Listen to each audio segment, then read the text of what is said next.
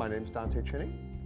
I run the American Communities Project. It's based at Michigan State University. This project, the work we're doing with the American Communities Project right now, is studying division and fragmentation in America. The idea that it's harder and harder for us to come together and solve problems and talk to each other. We've taken a lot of data and broken all the counties in the country into 15 different types of community, types of place. But why are we here?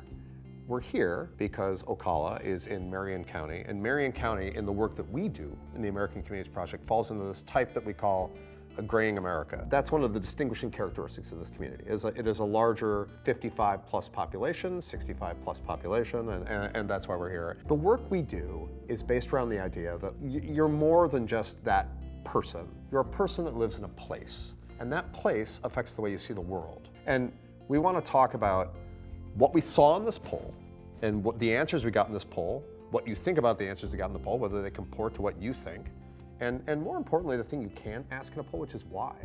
Why do you think what you think? Because we saw some really interesting stuff in the poll, and data that we didn't expect to see, frankly. And the question we had was like, I wonder why this is showing up. There's a question we asked in the survey, which was, look, these different communities we look at are all across the spectrum. Some lean pretty far left, some lean pretty far right, some are really in the middle. And we asked them this question, and it was agree, disagree. And the statement was, the US government should cut social programs in order to lower taxes. And no community we looked at did that get over 50%. Every community was low, and these are including communities that are fairly conservative and that generally favor tax cuts and lower taxes. Graying America scored extremely low on that. Only 25% of the people that lived in those communities said that they thought you should cut social programs in order to cut taxes. What do you think of that question in general? How does it apply here? What do you think?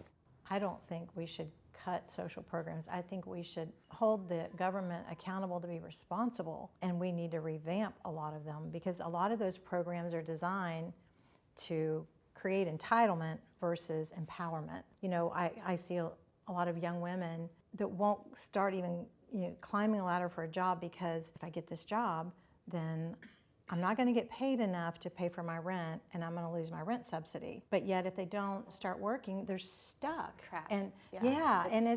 I call it the modern day slavery is the welfare system, the way it's set up. And I'm like, why don't we, instead of taking this woman's benefits away, if she's working, why don't we pay her child care, to reward her for working? I mean, I don't have an issue with it being called an entitlement. I think that we are citizens, and I think we are entitled to a certain quality of life. And I don't think there's anything wrong with that. But I agree with your sentiment completely. I think that many people take advantage of the system as well. Yeah. And if it is, I don't think it should be reduced. It shouldn't be cut, but it definitely can be managed differently. Like I agree with Carla, and I think there's a lot of education and things that we can do, like the preventive, before it gets worse. We're very penny wise, dollar foolish, and an ounce of prevention is worth a pound of cure, Right. and we don't subscribe to that at all. I mean, Exactly. when you look at these systems across the world, I mean, when you give people money, they can figure out what makes sense for them and their families. I know people get really uncomfortable about that, but it's the truth. People know how to spend their money, and we've seen time and time again in different types of research in different areas, in different parts of the world, in different countries. I mean, you actually are losing IQ points when you're operating at that deficit financially. People are not able to make better choices. You're constantly having a part of your brain occupied with how much money can I make, how much money can I not make. People on disability, you can only have a certain amount in your checking account. You can't get married maybe. I mean, we have made so many different systems and created so many barriers for people to just be able to live a life with some dignity. Yeah, and it works against the family too. It really does. I hate that the incentive for couples that have a child together to stay together and do that together.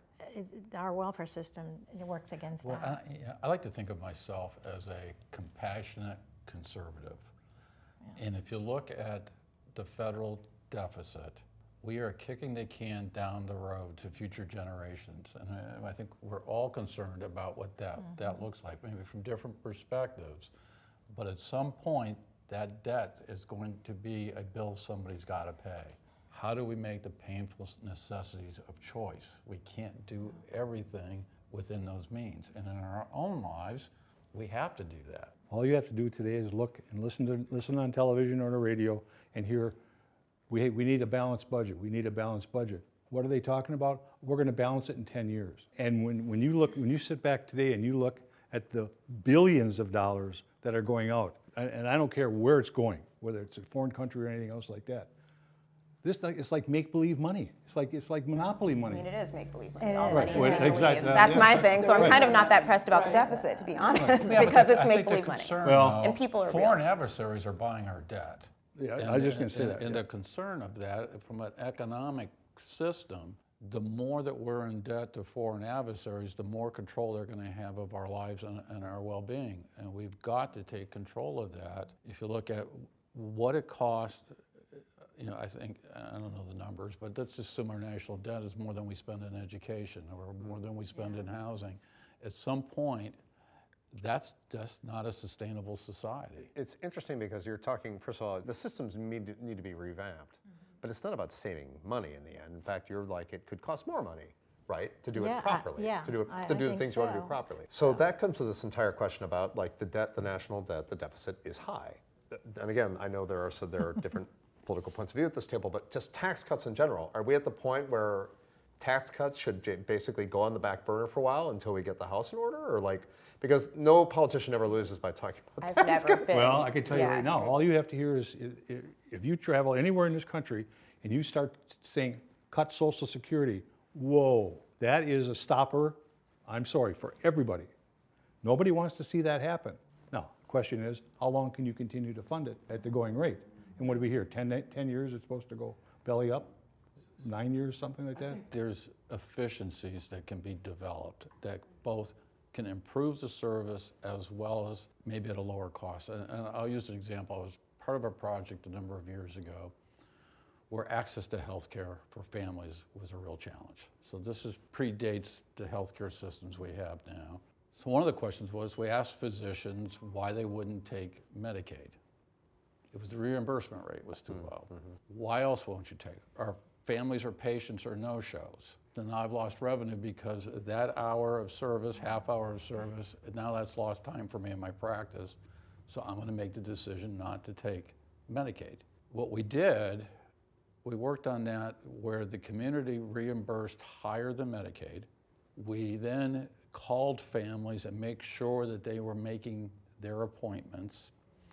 What we realized in terms of cost savings, our ER admissions went down and the healthcare system actually cost less money and we had a better quality of life. Everybody says they're for lower taxes, I've not. but then, but they say actually they're for not. lower taxes, but then they Yeah. talk about the deficit and the debt and things that need to be spent.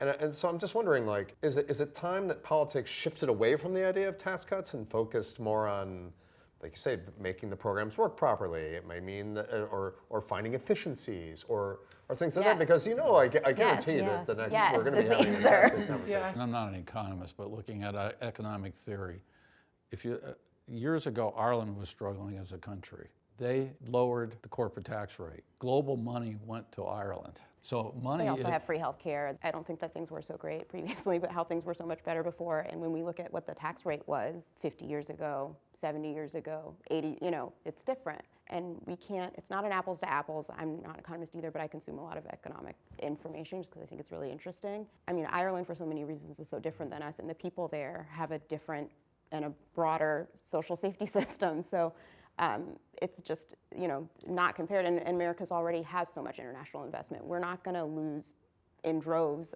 people because we raise a tax rate to something that's fair. And if we do, so be it. I think when we talk about tax cut system, we act like it's a static thing, like you're just going to cut taxes and then everything else is going to get better. We don't talk about the fact that if you raise taxes and actually fund programs, then that's going to generate more tax revenue. That's also going to change our deficit there. It's not just there's not just one lever to pull. There's a lot of things to push and pull. And People I don't would wanna pay say this, taxes. I don't Well, want to pay more taxes to a government that I think is irresponsible with that money.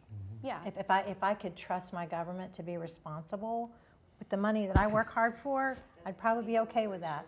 But I think they're wasting a lot of what we work hard for. I agree that the money actually goes where it needs to go and that they're doing what they're supposed to be doing with the money, that they're taxing, for example, all the money that we pay in taxes for the schools, I think is very well spent. If we're increasing the taxes, like for the business owners, but also if those business owners are generating revenue, like like finding a way, like we've talked so much about generating like housing and so many opportunities for homeless, but how can we go back to investors or business owners or say, okay, we need you to invest, we need you to help with this, but this is what we can give you kind of in return, so that is appealing for them to, is not only on the government, that we have people investing in our community. It's so frustrating, it really is. I am constantly running after the money and showing them what we're doing. This person can now work. This person can now be part of our community and contribute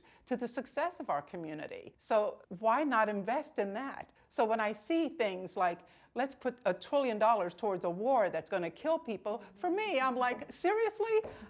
Come on. There's so much more than we can do as human beings, and not take away a life, but to give a life. Come on. I think it needs, just as you commented, it needs to be restructured towards those programs that are actually helping people.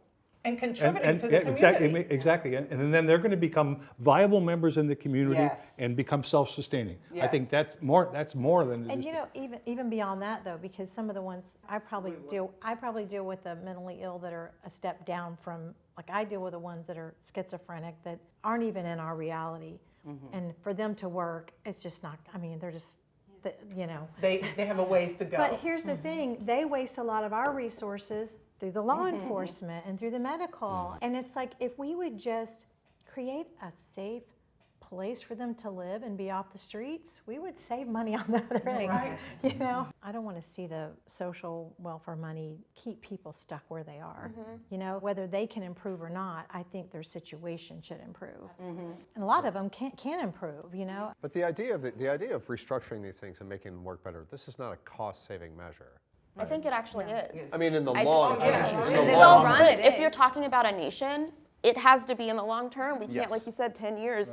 What's 10 years in the cost of a nation? And we're a young nation, you know, comparatively to these other countries, to so many countries in Europe that provide more for their people. People are so easily swayed by a personality, by a character, by flashiness, by a story.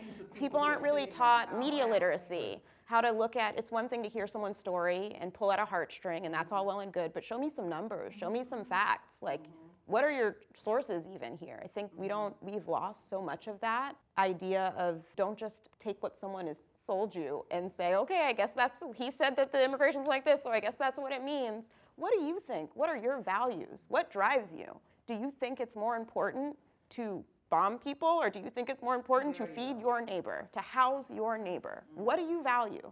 I want to say, like, every once in a while, the job I do when I go and talk to people in different places, and I just come away thinking, oh my God, nobody agrees on anything. We're never going to get anything done in this country. This was really made me feel good to see you all talk about this. So thank you. Thank you for agreeing to participate, and like, thank you for having a really good discussion. Thank you for I inviting appreciate it. us. This was great. We should continue this table talk. There you go. Yeah. Yeah.